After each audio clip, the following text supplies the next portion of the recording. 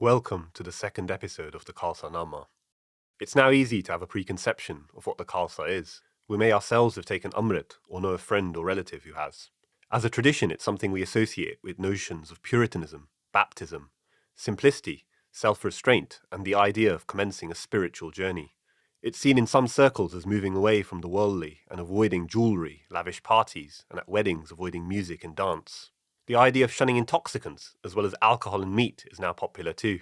We ultimately see joining the Khalsa as a rite of passage which every Sikh should aspire to do, both male and female. But how different is the Khalsa of the 17th and 18th century to these ideas of the Khalsa with which we are all familiar with today? How has the Khalsa as an entity evolved through the ages? And how was the term Khalsa used in the centuries before Guru Gobind Singh? We'll start off by recapping and building upon our first video to explain in brief the state of affairs of the modern Khalsa. If you'd like to skip this and move straight on to the early Khalsa, feel free to do so in the contents section below. In the previous episode, we talked about the triumph of the Tat Khalsa identity over all other Sikh sects in the British Raj. At the beginning of the 20th century, the Khalsa began to be seen as the only legitimate body which presided over all Sikh affairs. This was a period where non-Khalsa Sikhs began to conform to the standards set by the Tat Khalsa. Much like how Christianity went through huge periods of standardization in the Roman Empire, starting from Emperor Constantine I's conversion, so too was this a period where we saw a unification of many different Sikh sects into one body. Many of those from the Sant, Baba and ascetic traditions, who would have previously coexisted with the Khalsa, now found themselves in a situation where they rapidly started embracing Khalsa customs in order to stay relevant. And this crucially involved the administration of Khandedi Paul to their respective Sangats. In short, some of these non-Khalsa Sants and Babbas adopted Khalsa customs, but still retained some of their previously held beliefs, and so formed Jathebandiyan in order to spread their teachings. These include the Nanaksaris and Damdami Taksal, who are very popular today. Other modern-day Sants and Babbas would also form as offshoots from the previously popular Udasi and Nirmala traditions, and would now administer Khandedi Paul to their Sangat during the colonial period.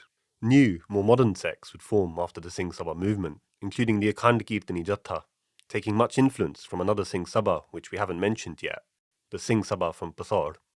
All of these sects, although did not follow the same Rehat Maryada of the Akal Takht, their practices were more in tune with the legacy of the Singh Sabha movement. Because of this, these sects, conforming to Khalsa norms, were not deemed heretical. Other sects, like the Namdaris, who were actually the first to popularize Khandedi Paul to the masses in the 1850s, and very much be considered as Khalsa Sikhs, would be relegated to the periphery, as their belief in the Gurus after Guru Gobind Singh would oppose the orthodox Singh Sabha position. All of these changes during this period produced a synthesis of many different traditions mixed into the Khalsa identity, which gives us the flavour of the modern-day Khalsa. The modern-day Khalsa owes much to the Singh Sabha movements, as well as the popular influence of different Jathebandiyan today. It should be noted, of course, that there were and still are ideological disagreements between the Akal Takht and various Jathebandiyan, even after the standardization of the faith. Because the Sikh identity first went through the prism of the Singh Sabha movements in the late 1800s, and then later went through the influence of different post-Singh Sabha Jathebandiyan all through the 20th century, we may now be looking at the modern-day Khalsa in a completely different light to what the very early Khalsa actually was. It has become a very common misconception that we have few historical sources of the early Khalsa and Guru Gobind Singh. This couldn't be further from the truth. Plenty of historical sources from the Mughals, the British, and the Sikhs exist, which paint a rich tapestry of early Khalsa tradition and identity. So let's explore these.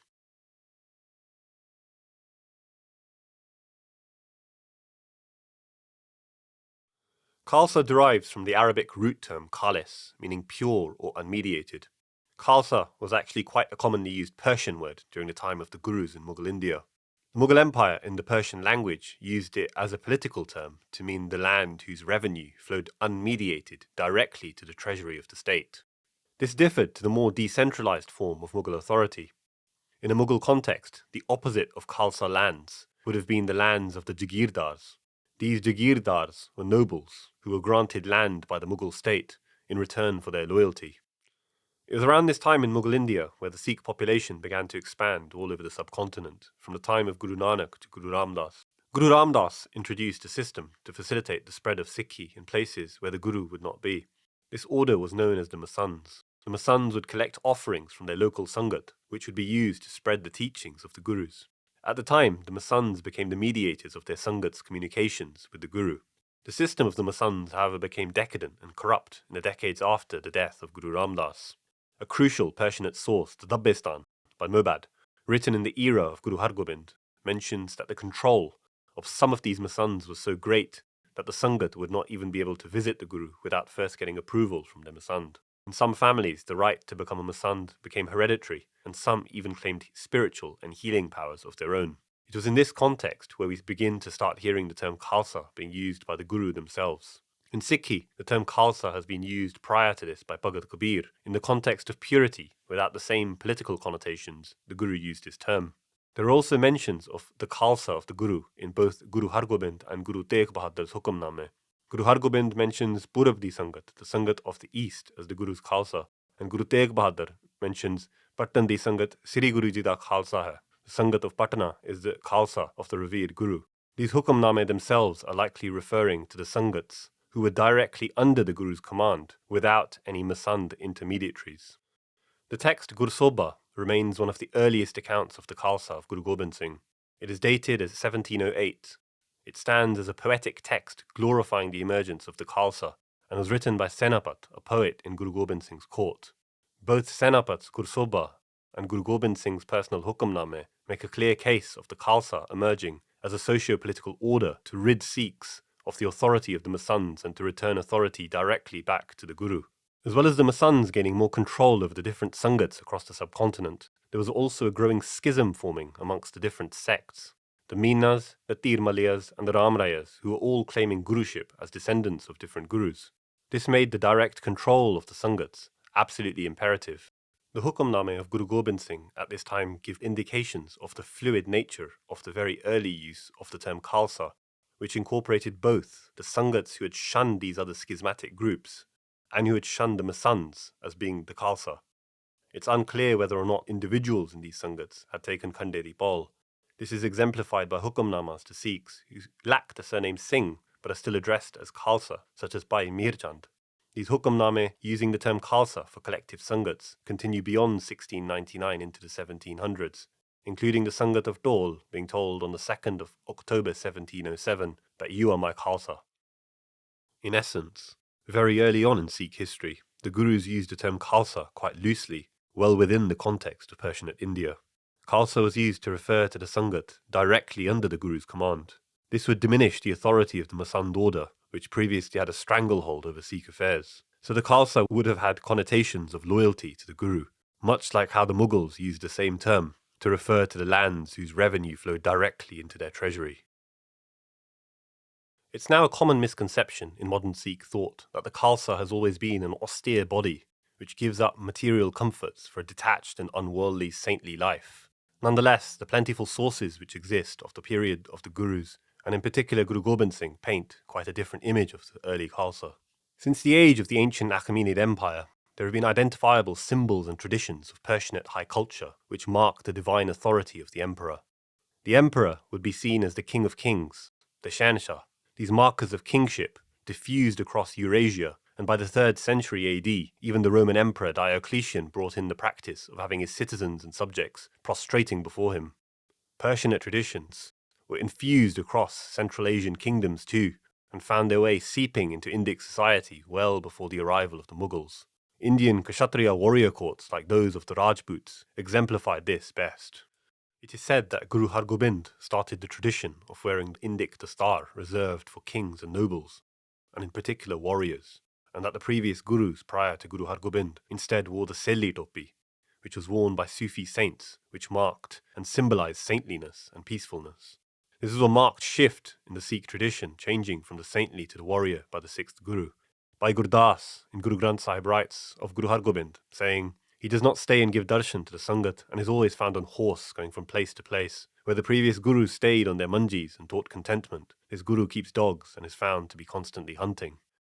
The portraits painted at the time of Guru Gobind Singh are in the folios of the very early Anandpur beard of the Dasam Granth and compare with some of the very best artwork of this period. The Indic turban style displayed here was popular amongst the royal classes in North India at the time.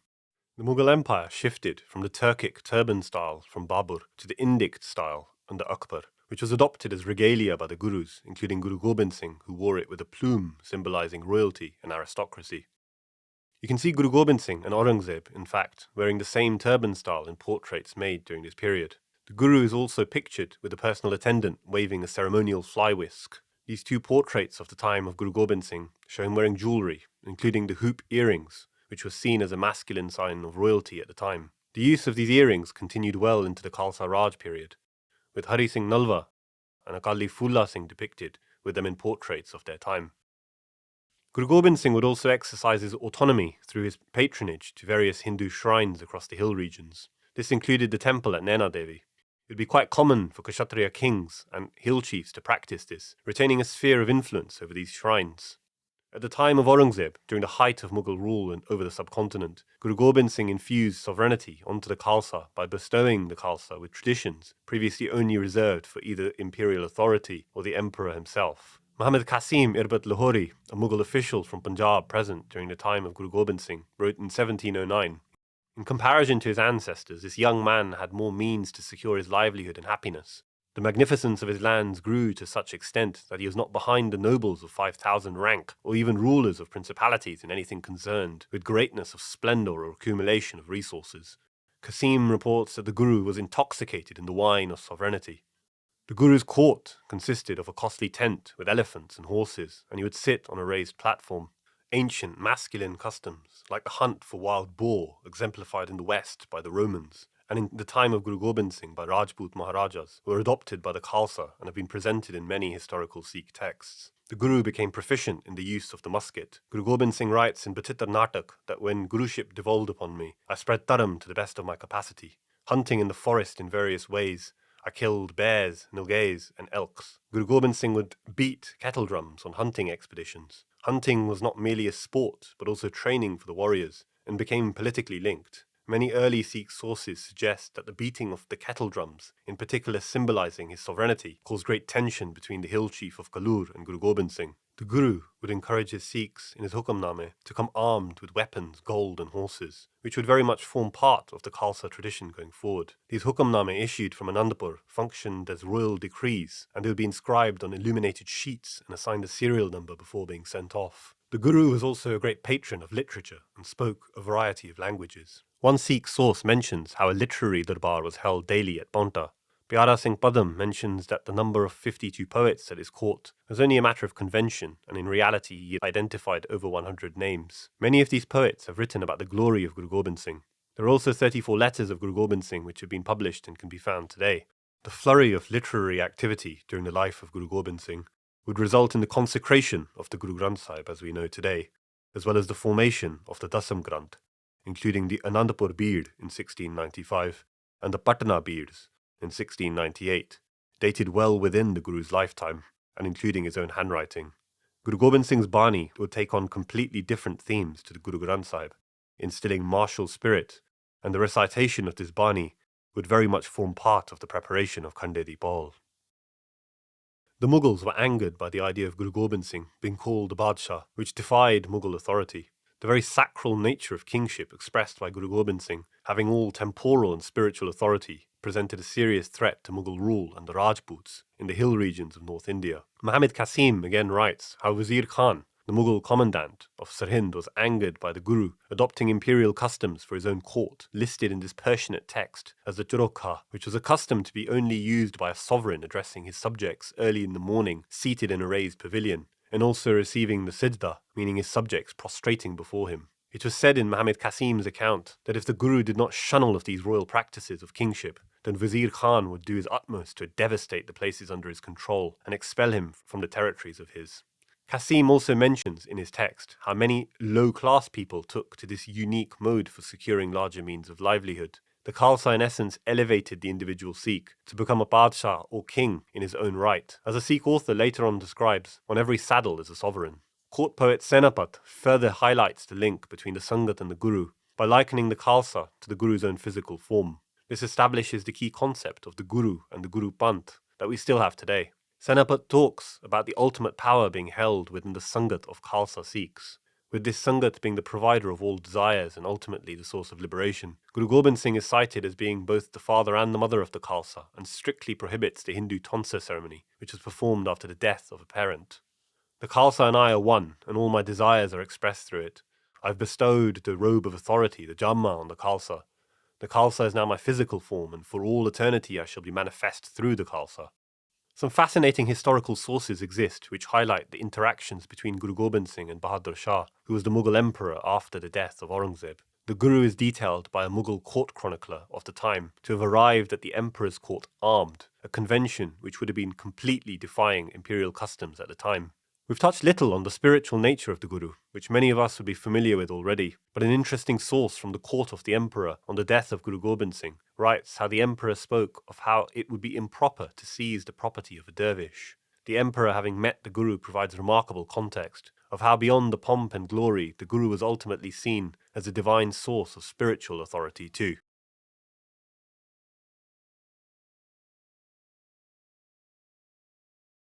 Following the martyrdom of Guru Tegh Bahadur, Guru Gobind Singh received the head of his father. Guru Gobind Singh himself writes in Bachitar Natak about the martyrdom of Guru Tegh Bahadur. A later Sikh source from the 18th century writes about how Guru Gobind Singh questioned how many Sikhs had died with Guru Tegh Bahadur. He was told how only 2 other Sikhs had remained with him until his death. He questioned as to why this was, and was told that the Sikhs have no visible symbol of their identity. To which Guru Gobind Singh replied in his text, "I will give Sikhs such a mark of identity that a Sikh would not remain hidden in a crowd of thousands." A Mughal source of the time bearing a letter to Wazir Khan writes of the destruction of a temple of the Nanak devotees in the Sayyid township, where it was said that a mosque was built on top.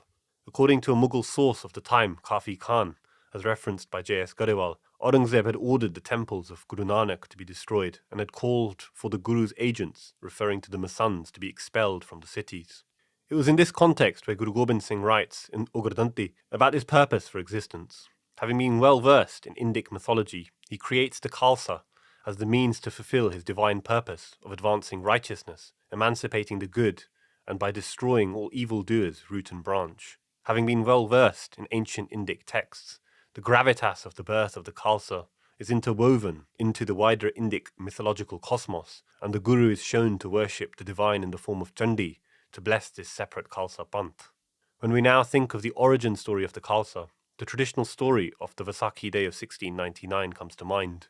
However, looking at sources contemporary of the time, via the court poets Senapat, Nandlal and others, there is no mention about the details of the traditional story of the call for 5 heads. Some scholars like Gurinder Maan argues that the Vaisakhi Day may actually have been earlier. A Hukamnama uncovered from this source shows the Guru requesting the Sangat to come to take Khande di Paul, dated in 1698. However, what we can be certain from Senapat is a large gathering was addressed at Anandpur on the first day of the month of Baisakh, and this was a traditional practice even well before the time of Guru Gobind Singh.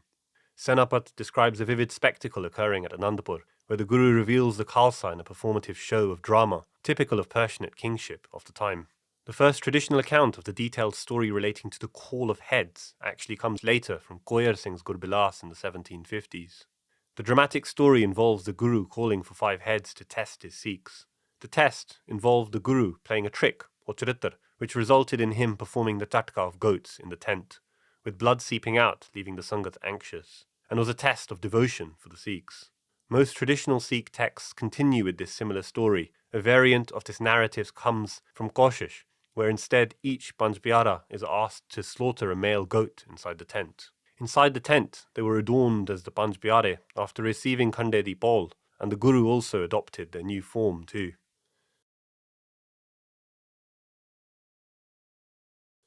The exceptionalism of the Khalsa is outlined in Guru Gobind Singh's Ugurdanti in Dasam Granth. The Khalsa is referred to as the Tisar Panth, meaning the third way, being separate from both the Hindu and the Turk. The Khalsa is described as supreme to these other paths. Guru Gobind Singh further states that there is corruption in the 2 existing panths, and to discard the graves, temples, and mosques. The Khande di Paul ceremony marks the coronation of a Khalsa Sikh. It has always involved the use of the khanda as a double-edged sword to mix sugar and water whilst Bani is being recited. At the time, this marked a significant deviation from the commonly used Charanamrit, where a toe was dipped into the Amrit by a disciple. Charanamrit was used by Gurus prior to Guru Gobind Singh, but this more accessible practice still continued well up to the Singh Sabha movement by non-Khalsa Sikhs. Charanamrit has now become fairly obsolete. Court poet Senapat describes those that receive this initiation through Khandedi Paul as being pronounced as Singh, a surname common amongst Rajputs at the time from the Kshatriya war tribe. Singh in the Sikh context would mean tiger, but has also been loosely used as lion too. The early term Singh would be the term used for Khalsa Sikhs, and the term Khulasa or Sehjdari would be used for non-initiates. The denotion Amritdari is more of a recent invention in the 20th century to demark those who have taken Khandedi Paul from other Keshdari Sikhs, and Sehjdari has now come to mean slow adopters after the Singh Sabha period. Although Kaur was used as a name at the time, no early sources suggest it was used to designate female initiates.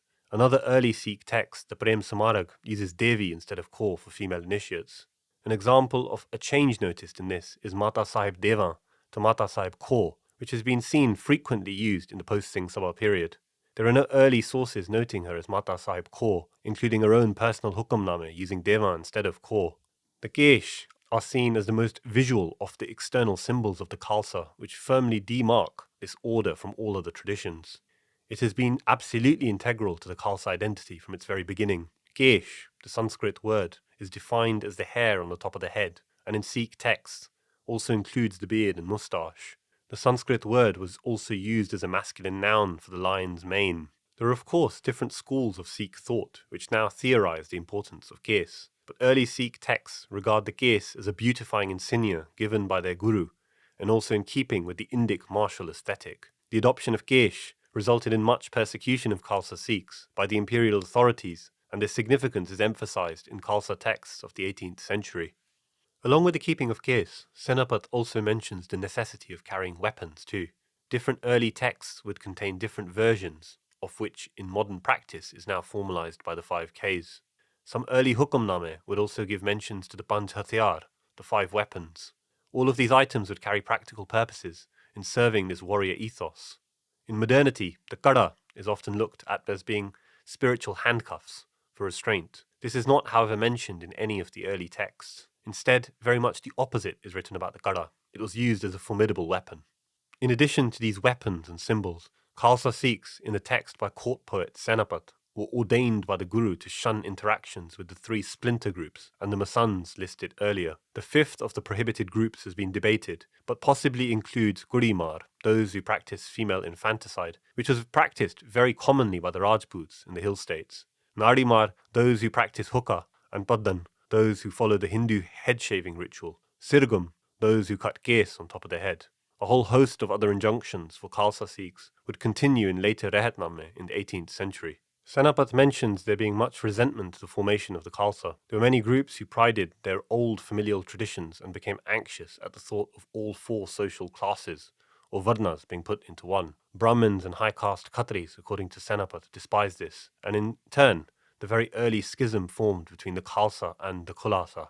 This is also corroborated by a Persian source of the time at the Imperial court of Bahadur Shah, describing a clash in Amritsar between Khalsa and non-Khalsa Sikhs at the beginning of the 1700s, with Khalsa Sikhs coming out victorious, but the uproar requiring an imperial force being sent from Lahore to control matters. We now fast forward to a period closer to modernity. On the screen appears an early compilation of a Rehatnama by Gyani Gyan Singh in 1885. You may remember the Singh Sabha Amritsar in our previous video. Though not mentioned before, Gyani Gyan Singh would have been one of the leading intellectuals of the Amritsar Singh Sabha. He in fact coined the dohera we sing at the end of every Gurdwara program, Sab Sikhn ko hukam hai Guru Manne Granth, which he had derived from a much older text. He provides a fascinating fusion between the pre-colonial Khalsa and the Khalsa of new emerging in the British Raj, having lived for a considerable time in both periods from 1822 to 1921. Using his extensive knowledge on early Khalsa history, and based on early historical rehetnamei from the 1700s, he amalgamated and refined a new rehet for Khalsa Sikhs. Many more rehetnamei would be formed in later years through the Singh Sabha period, including by Bhai Khan Singh Nabha of the Singh Sabha Lahore. The definitive SGPC rehetnama was released after the partition. Many different jathebandiyan today have their own rehetnamei. An important change to reflect on in concluding this documentary is that over the 20th century it became very common to project a spiritual backstory to almost every marker of the distinct Khalsa identity. Whether it be the Kesh, the Kada, or even the idea of becoming an Amritdhari, every external marker of identity is now projected as having a strong saintly element. These ideas are likely to have been propagated via the influence of the Sant and Babba traditions within the modern Khalsa after the Singh Sabha movement, who attempted to interpret the Khalsa identity and rehat with their more Puritan ideals of achieving an elevated spiritual state. The Guru Granth Sahib itself, the highest Sikh spiritual authority, does not mention anything about the need for one to adopt Khalsa symbolisms via the 5Ks to advance or facilitate one's experience of the divine. This has led to a modern dilemma for Sikhs, where we see becoming an Amritdhari or Keshdhari as one of the legitimate means of spiritual elevation, instead of being an initiation into a martial socio-political order of the Guru. A historical point to consider when looking at the spread of Sikhi is that Sikhi was often spread through the Udasis and other more fluid Sikh sects. However now, because the Sikh religion is only associated with the Khalsa after the Singh Sabha period, it may now be more difficult for non-Sikhs to take the leap into Sikhi, as the adoption of Khalsa customs may be too big a transition for non-Sikhs to make. It begs the question as to whether the Sikh religion as a whole would have expanded more without the whirl of social changes the colonial period brought, with the resulting need for the formation of the Singh Sabha movements. Nonetheless, this is all dependent on the social conditions of the time, and had the Singh Sabha not come about, it is entirely plausible to assume a different timeline, whereby Sikhi may have become entirely consumed by modern-day Hinduism. In our previous video, we highlighted how fluid the boundaries were between Sikhs and non-Sikhs during the Sikh Raj, and during early periods of British rule over the Punjab. By the end of this video, it should be apparent that the Khalsa, as a socio-political order, has always been an exception to this norm ever since its birth. Our video goes some way to show that the boundaries which have now come to define the modern Sikh identity were never merely just a British or Singh Sabha invention, which simply emerged out of a vacuum. Instead, they were embedded in the Khalsa from its very beginning. Rather, the Singh Sabha instead attempted to amplify their interpretation of the Khalsa identity and project this identity onto the entire Sikh universe. How justifiable this was, and whether they succeeded in reviving the Khalsa of old, or whether they instead set about a chain reaction which has left us now with something entirely different, is a topic of much debate within the Sikh community even today, and will be a prominent theme in future videos to come. It will ultimately be a question for you, the viewer, to decide. Thank you for watching. This episode was only possible through the writings of the many scholars who have researched this period thoroughly through primary sources. The list and works of these scholars are listed on screen and also in the description. Please do buy and support their content to encourage more research into the early period of Sikh history. And please also like, subscribe and comment on this video.